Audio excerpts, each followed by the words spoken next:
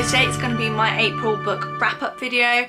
I have a lot of books to whiz through for you today. I read a total of 6 books in April, which I'm super pleased with. So let's jump right in. The first one is Death in a Cold Climate by Robert Barnard. I had about half of this, I think, or so left to finish. And this is about a boy that goes missing in Norway in like the depths of winter, and one day a man walking his dog just finds him buried under all of this snow, and the book, you know, follows them trying to figure out who this guy was, because they've got no identification for him, where he came from, what he was doing, who killed him, that sort of thing. This was a really quite a basic murder mystery for me. It wasn't that exciting. I found it quite difficult to get my head around all the Norwegian names and town names, unfortunately. This cover though, beautiful, love it. And I would have thought the location setting would have been really up my alley, but I just found it slightly hard to get into. I only gave it 2 stars because for me it really wasn't the best like murder mystery that I've read in a while, so really it was just an okay book, but I probably wouldn't recommend it.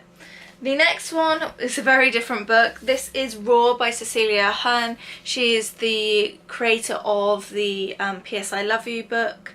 I think she's made another one and all those other sort of romancy books. This is very different. This is a series of 30 short stories, and it's centered around women. So it says 30 women, 30 stories, and I got this for Christmas, and this really I enjoyed quite a lot actually. I gave this book 5 out of 5 stars, which was surprising because it is short stories and that's not something I'd usually go for.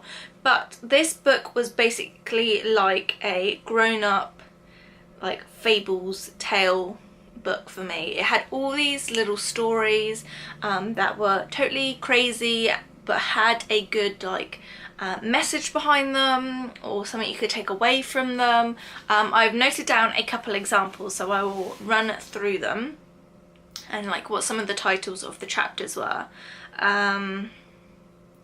So for example, the first chapter is called The Woman Who Disappeared, and it's supposed to sort of represent how we can physically lose ourselves in society with all the pressures of social media and all the stereotypes, and it shows you how it's very easy just to like disappear basically.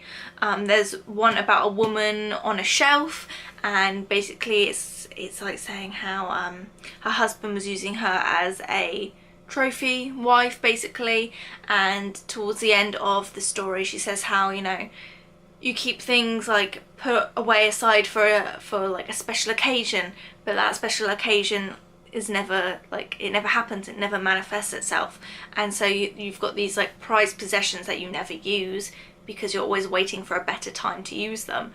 And so that's sort of what I took away from that one, was that, you know, using things in the now, and not having items that you would never, you're too scared to use basically. There was one about a woman who found bite marks on her skin, and it was basically the moral of that story was how, you know, she was facing she was basically eating herself alive with the worry and the guilt of juggling work life and home life and raising her kids, and how, you know, women are put under such strains today's world to, you know, be the perfect mother and the perfect like businesswoman, and juggling all those things, and it's not always possible to do everything perfect all the time. There's one really funny one about a woman who got swallowed up by the floor. Basically she was in a presentation and she farted, and then the ground swallowed her up, and in this big hole in the ground there were loads of other different women sharing all their embarrassing, cringeworthy stories, and it was one of the funnier ones that, like, everyone has embarrassing things that happen and cringeworthy things, but it's how you bounce back from them and how you progress. You know, she was in with all these women and then she went back to her meeting and just carried on and everything was fine. So it's how you come back after something embarrassing and how you learn from it for the next time. There was one that there was the woman who thought the grass was greener. That's sort of a self-explanatory one. The woman who guarded gonads. This was an interesting one because it was about a man trying to get a vasectomy, and they said it was illegal in his country. And from what I remember, because I read it quite at the start of the month, it was very mirroring to like abortion laws that are still around in some countries, about how he wasn't allowed to get a vasectomy because it was having like no physical impact on him, aside from the fact, you know, he didn't want to have children and that is his own choice. It wasn't like a life-threatening thing, and that's what they argued against it. There was the woman who wore pink, and again that's about how, you know, women typically are associated with pink and men usually are associated with blue, and how those stereo gender types between like cars for boys and princesses for girls and that sort of thing. And then the last one that I noted down was one about the woman who ate her family's photographs, and for me that sort of symbolised, you know, we can be so overwhelmed with taking photos of things and capturing and documenting that we can actually lose ourselves in the moment. And I'm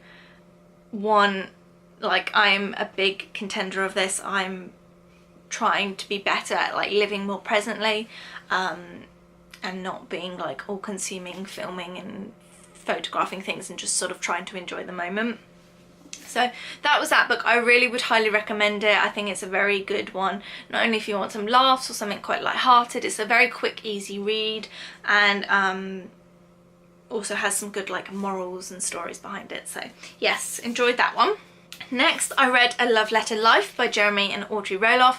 I have recorded a whole separate video on this. I gave it 5 stars on Goodreads, but it's technically like a 4.5 stars.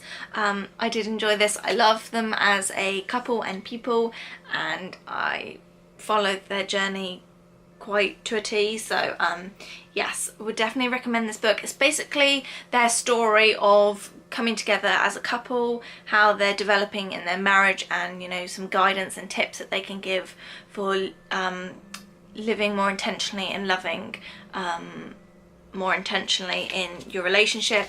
The back of the book has a very good quote, and that's sort of like the quote that sums up the whole book really, and it says, if I can find it, to find and still seek, now that is love.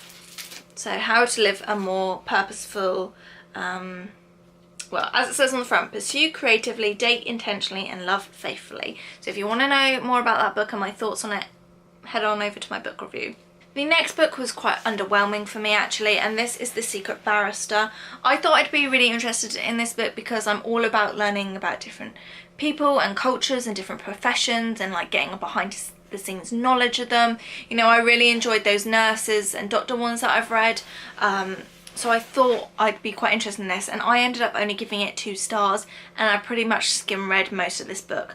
I'm not saying it's a bad book, but it just wasn't what I was hoping it would be, and was a little bit too wordy for me, and it bored me in a sense, which is sad. And I hate to say, because someone might love this book, and I'm not trying to like bash the book, but everyone has books they don't like, and this one just wasn't for me. The next book is Now You See Her by Heidi Perks. Firstly, I want to say at some point this book has had a name change, because on Goodreads they call it Her One Mistake. So I don't know which is the most up-to-date one, but if you're trying to find this and you can't find it like I can, it is under Her One Mistake.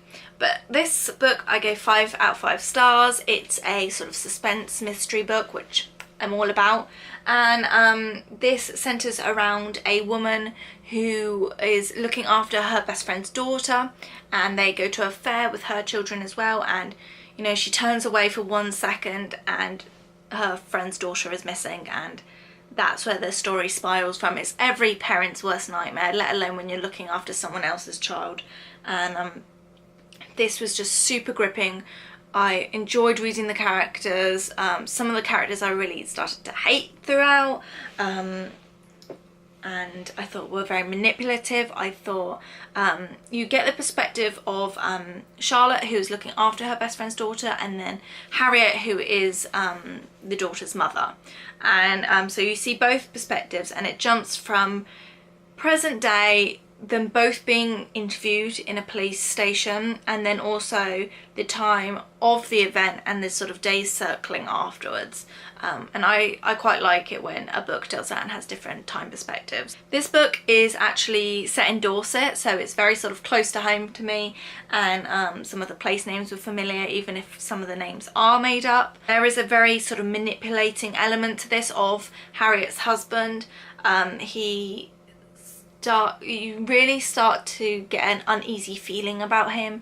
You know, Harriet keeps forgetting things and losing her memory, and to start with we're like, something wrong with her, and as the book progresses we start to realise how sort of manipulating her husband starts to be. I won't go too much into it because I don't want to spoil it, but I really like this book. The final book that I read in full this month was another Murder, She Wrote book, and this is You Bet Your Life. So this is obviously based in Las Vegas, which is why I picked it up, and it's about Jessica Fletcher going out to one of her best friend's weddings in Vegas, and then like a month or two later she is brought back to Vegas because her best friend is being put on trial for murdering her husband.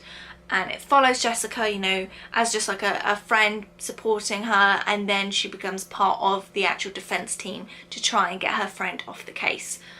Again, I really enjoyed this book. Let's see what I gave it on Goodreads. I gave it 4 stars, and I'm slowly starting to work my way through the Murder, She Wrote collection.